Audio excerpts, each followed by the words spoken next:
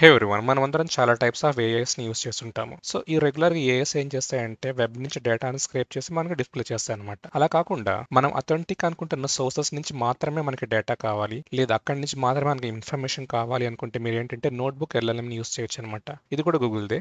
So for example ఇక్కడ ఏంటంటే నేను బిల్డా అనే ఒక కాన్సెప్ట్ గురించి డిస్కస్ చేస్తున్నాను అనమాట. సో ఇక్కడ ఏంటంటే నాకు కావాల్సిన సోర్సెస్ని నేను ఇక్కడ యాడ్ చేసుకోవచ్చు అనమాట.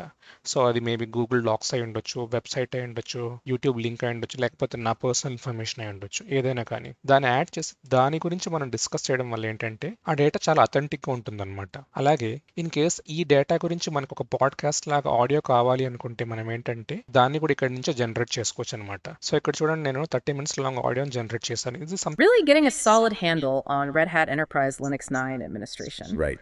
RHEL 9. You shared a great resource, the second edition of Red Hat Enterprise Linux 9 administration by Pablo Gomez and Pedro. So ఇలా ఏంటంటే మన discussions as authentic as possible చేసుకోవచ్చు అనమాట. Thank you.